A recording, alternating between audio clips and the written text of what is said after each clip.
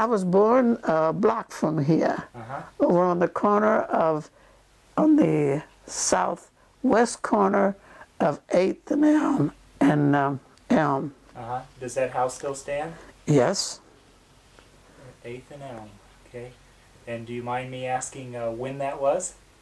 No, not at all. I'm very proud of it. Okay. June the 4th, 1908. June the 4th. So you've got a birthday coming up. Right. To be 85. 85 years old. Yeah. Wonderful. Wonderful. So what was the neighborhood like when you were a child? Oh, it was a close-knit neighborhood. There was segregation. We went to the black church, they went to the white church, but we didn't have any interest in going to their church. We were integrated when we went to high school, and we never became really integrated.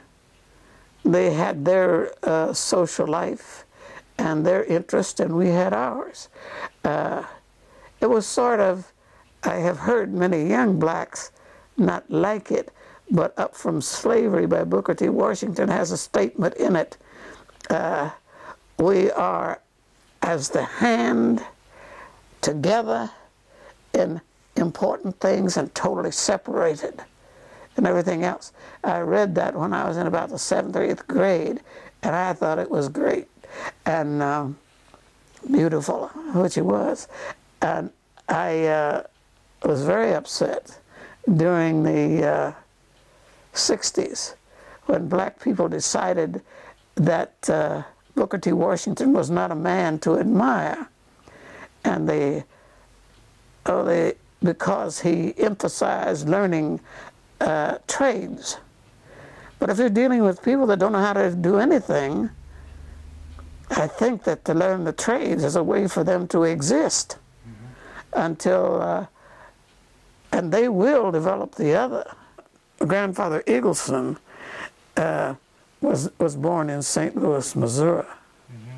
My grandfather Thomas R. Wilson was born near the settlement, black settlement up toward Terre Haute, and he was a barber in Terre Haute. And then he met my grandmother, and he had a barber shop in Spencer until he died. And he was a Wilson. So both your grandfathers were barbers? Yes.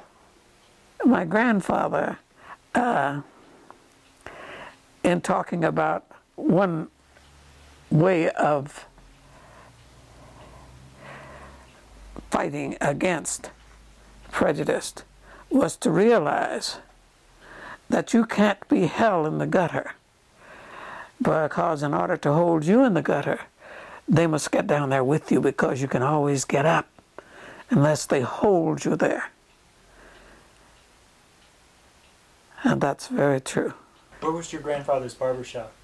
You said it was on College? Oh, his first barber shop was on Walnut Street between 5th and 6th.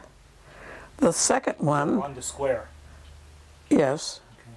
The second one was underneath the old First National Bank on the southeast corner of 5th, and it was downstairs.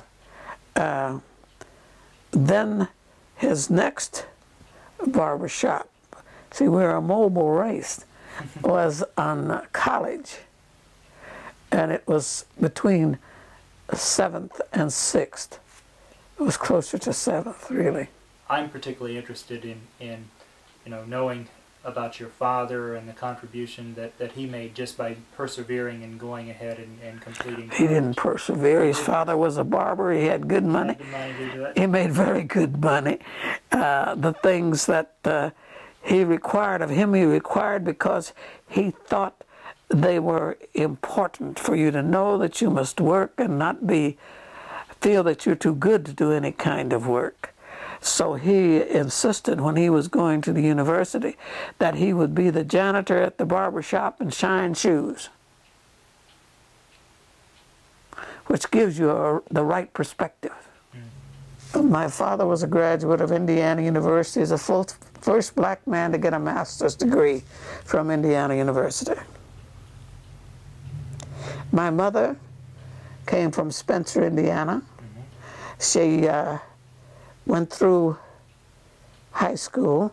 No, she didn't finish high school. She went through the sophomore year, but she had been ill, so she was ashamed to go back and go over what she had missed, and her classmates had gone on, so she didn't go back. She had a gorgeous voice, and she was a student of Dr. Hershey's wife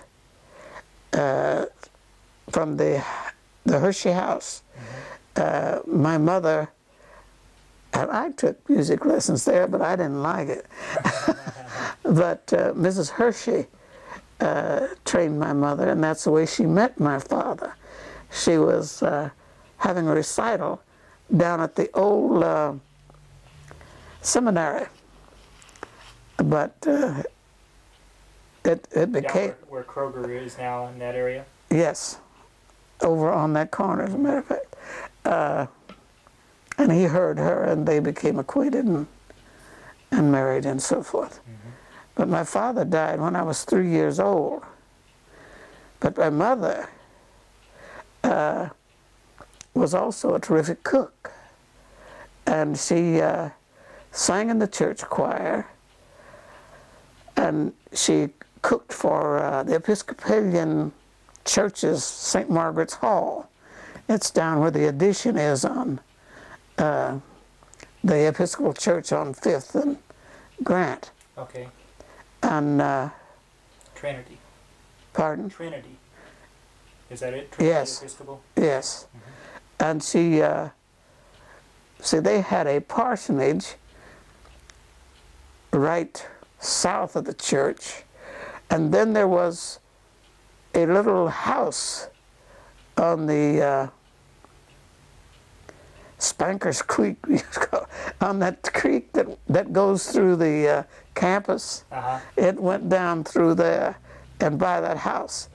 And I lived there from the time I was about 5 until I was 8, in the summers. I was with my mother. And then we moved to this neighborhood because she had a dear friend that lived across the street, and it was close. They moved the church. So the church originally was down on 6th Street between College and Morton, right across the alley from what then was the hotel, the Graham Hotel. Right. Well, that's where the church was. They moved it from there to Rogers and 7th and built the new church. And then my mother moved here because it was close, and the school in the meantime had moved here. So that I was close to the school and close to church, and she was close to her friend, and we rode to work together. Had you started to school at that time? See, I started to school before they built this church, because my father died when I was 3. There were no, what do you call them, preschool, nursery things at that time. So her dearest friend, who at that time lived in Greensburg, Indiana, kept me in the wintertime because my mother cooked in the winter. In the summer, she was off. So I spent the summers with my mother, the winters in Greensburg, in Indiana, started to school there, came to here in the 3rd grade, and they had just finished building this school and had just moved the children in because for a while they met down at what is now the, what do they call it? The convention center. That used to be a church there. At the corner of 3rd and College. Right. When the school year started, the school wasn't quite ready. So they met there until they got the school finished. So then they met. You went to a brand spanking new school then? When I came here, yes. Third grade, starting third. Yes, I started here in the third grade. I started the first grade in Greensburg, Indiana. And I don't know, I don't think white children were as aware as we were of the segregation and so forth. In Greensburg, there weren't many black people. There was no segregation. But I called her Aunt Sadie. She was no relation at all, but a very beautiful lady. And Sadie and Uncle George. And she didn't want to send me to the East Side School, which was about 2 or 3 blocks from us, because there were some other black children that went there, and they were pretty free. And she felt that I would learn to be rough. And in spite of her, I was a tomboy. You know, in the Bible it says of the 10 Commandments, talk it as you sit in your home, and write it on the lintel. See, we talked about segregation. We talked about injustices. So we were well informed. When we met it, we knew just what we had met.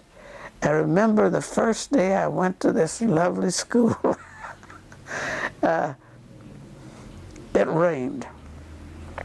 So they had us in the basement, and they were playing London Bridge is Falling Down. And I saw the teachers, they were talking, and I knew I was the problem. So finally they talked to a little boy, and he came over and asked me to be his partner. And I told him no. So you see how early we learned prejudice. I didn't dislike him, but he was a white boy. And I wasn't going to dance with a white boy, which threw the adults into a dither. So they came over and they talked and so forth. And finally I agreed to go through it. But the thing that really made me refuse, you had to take a hold of his hand. And I didn't like that idea, that we would be caught in there together when the London Bridge fell down. I don't know if you're familiar with the old game or not. Yes. And I resented that very deeply. And I went home and I told my aunt about it, and she said, no, that's all right. It doesn't mean anything. Go ahead and cooperate because you go to school there. So the next day, we lined up to go in the school. You know, you always lined up. You didn't just walk in. And I was in line, and a little boy came up and pushed me out and got in front of me. And I put my head in the middle of his stomach and pushed him through a basement window. And all of the, there were a few black kids that went there, and one of them, Zelfa May, I think was her name, and it was in the 2nd grade, and she was very upset. So they're going to expel you. And then she said, well, maybe they won't. Since your father's dead, they might not expel you, but they're going to make your mother pay for the window. And as long as I went to that school, I would never play with white children at recess. And I look back, and the reason I learned that was because there lived across from us the butcher that owned the butcher shop. Here in Bloomington? Or? No, this is in Greensburg. And those children had a pony. And they had more fun over there. And they invited me and told Aunt Sadie, let her come over and play. And I really really wanted to do that. I could see riding that pony. But she said no. And when I asked, why can't I? And she said, they are too rough. I don't want you playing like that. You'll get hurt or something, and I'm responsible. So I never was allowed to play with the white children in the neighborhood. You see, we don't realize what we're teaching our children. Without saying a word, I knew Aunt Sadie didn't associate with any white people in that neighborhood. We would go and visit black people, and we'd go blocks to visit them, but never anybody next door, because they were all white. And if they were ill, we didn't go see them. If a black person was ill, we went to see them, to see what we could do, how we could help them. And we knew we would be welcome. But you see, one thing that kept you from being like that was you weren't sure that you would be welcome. I remember on one occasion, my grandfather had a barber shop on College Avenue, and a man whose hair he had cut. Your grandfather, this was a barber. Yeah. He owned the barber shop, as a matter of fact. When this man, and it was only white customers. You see, white people let you do anything for them if you got the right position. But when he came out, he slipped and fell, and one of the black barbers went out to help him up. And he said to him, "Don't touch me. I don't want a nigger to touch me." And I was a big kid when that happened. So unless you knew the people, you didn't offer to do anything for them, because you didn't know what the reaction would be, and so why would you bother? At least that was my thinking.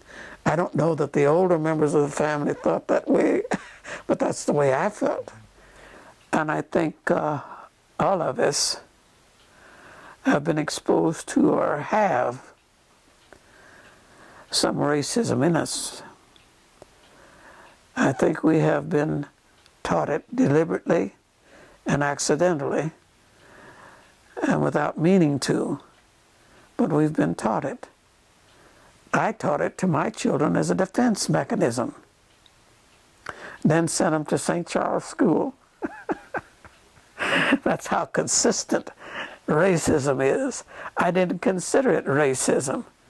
I considered it a defense mechanism, because you send these trusting little children out into a world of prejudice, and they come home hurt and sometimes destroyed because they didn't expect it, they don't know what to do with it, and they don't know how to meet it. So you made sure they had their guard up all the time? No, I didn't tell him to have his guard up, I just told him the facts. And left their personalities to deal with it. Their personalities are very different. At one time, I would have really been very upset with some of them. As a grandson that's married to a white woman, she's a beautiful woman, and I have to like her. I love her. And I have a son married to a white woman that's a very lovely woman. Well, I have seen the time when I would have told him, "Don't bring that woman to this house. Don't you come to this house." Which white people did and do. And it took me a long time to realize that white people are just people. They're not the devil incarnate. Some of them are lovely people. And some of them are the devil incarnate. But the same is true of black people. But I excused black people because they were my people. And that was different, as white people excuse their people. And when they want to talk about the no goods, they don't talk about white people, talk about black people.